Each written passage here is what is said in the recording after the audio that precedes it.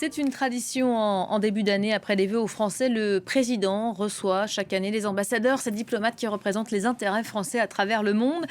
Tous sont conviés aujourd'hui au Palais de l'Élysée où ils ont assisté, comme nous, à la conférence des ambassadeurs. Ce discours pour souligner l'engagement international, diplomatique et militaire de la France à l'étranger. On l'a suivi ensemble, Anne Corpéen. Bonjour Anne, c'était il y a quelques minutes. Le président qui a dit dès l'ouverture, je ne voulais pas de discours cette année. Ça a fait rire l'intégralité de la salle. Pour rappel, l'année dernière, ça avait duré 1h45. Bon, il s'est quand même restreint. 45 minutes d'intervention malgré tout du chef de l'État. Et pour cause, les sujets ne manquent pas cette année encore. Le chef de l'État qui a commencé par dresser un constat peu reluisant de l'état du monde. On va l'écouter. Nous sommes dans un monde qui se dérègle. Les instances du multilatéralisme fonctionnent de moins en moins bien. Nous évoluons dans un monde de grande puissance avec une vraie tentation de se partager le monde. Et donc c'est le grand risque de l'ordre international dans lequel nous vivons. Les États-Unis sont une puissance établie, mais qui se détourne progressivement de certains de ses alliés et s'affranchit de règles internationales qu'elle promouvait encore récemment, qu'il s'agisse du commerce, de certains éléments de sécurité ou de certaines enceintes.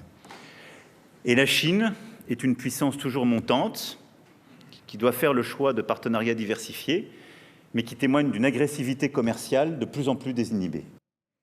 Voilà, le monde va mal, mais nous ne sommes pas là pour nous lamenter, nous sommes là pour agir, a dit le président français tout à l'heure. Oui, Emmanuel Macron refuse d'être une sorte de spectateur impuissant. Il ne veut pas que l'Europe devienne un espèce de lieu où on brandit, où on serait les seuls finalement à défendre des valeurs, à les brandir, mais sans être capable d'agir en quelque sorte face à cette brutalisation du monde. On ne doit pas être dans l'atermoiement, mais dans l'action, a martelé Emmanuel Macron. Alors, on l'a entendu, il a parlé des États-Unis qui se détournent effectivement de leurs alliés. Alors ça, c'est une référence directe à la volonté prédatrice de Donald Trump au Groenland, qui est membre, qui est un statut autonome du Danemark, membre de l'OTAN, membre de l'Union européenne, les États-Unis qui s'affranchissent des règles en frappant des bateaux dans la mer des Caraïbes, dans le Pacifique, en enlevant Nicolas Maduro en dépit du droit international. Il a parlé, donc on l'a entendu, de la Chine dont il dénonce une attitude de plus en plus agressive sur le plan commercial, mais aussi bien sûr des puissances déstabilisatrices. Et là, il a surtout fait référence à la Russie qui va bientôt atteindre le 4e anniversaire de son invasion en Ukraine, mais il a aussi parlé des ingérences russes et de la désinformation russe. Il a aussi cité l'Iran et dénoncé un risque d'affaiblissement de l'Europe, un risque qu'il refuse. Il a aussi parlé de cette internationale réactionnaire qui était au cœur de son discours l'année dernière, mais qui reste toujours d'actualité. La France, faire revenir la loi du plus fort n'est pas dans notre intérêt. Emmanuel Macron qui refuse de s'installer donc dans une attitude contemplative et qui plaide pour l'action. Un discours résolument aussi, on le disait tout à l'heure, européen. Anne. Oui, Emmanuel Macron a toujours été un farouche défenseur de l'Union européenne. On est beaucoup plus fort que ce que l'on croit si on s'unit, a martelé Emmanuel Macron, qui a rappelé que l'Europe, c'était 450 millions de consommateurs. On n'est pas là pour se lamenter, mais pour agir.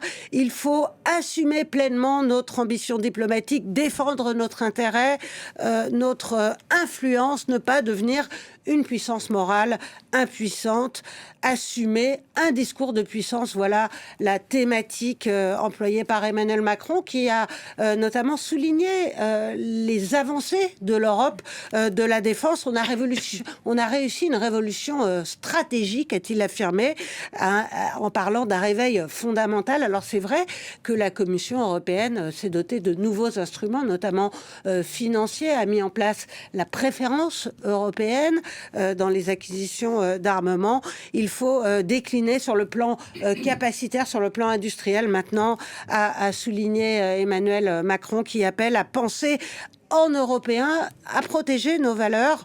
Et là, il a défendu notamment la réglementation européenne sur le numérique, qui fait face, on le sait, aux assauts de Donald Trump, qui est allé jusqu'à sanctionner Thierry Breton, qui a été le promoteur de cette législation européenne.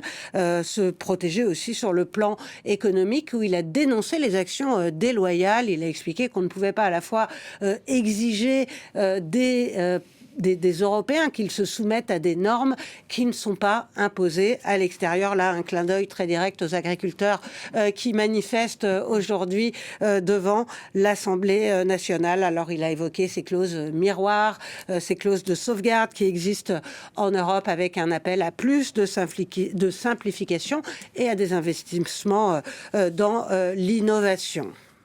Un discours aussi quand même en forme de satisfecit. Ça ne nous a pas échappé qu'Emmanuel Macron a insisté sur la coalition des volontaires qui se réunissaient en début de semaine. C'est la voie à suivre des présidents. Oui, une coalition des volontaires qui va au-delà de l'Europe, puisque elle intègre aussi la Norvège, le Royaume-Uni et le Canada.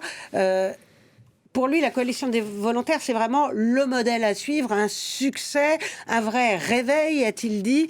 L'Ukraine, c'est le sujet le plus fondamental pour nous, Européens.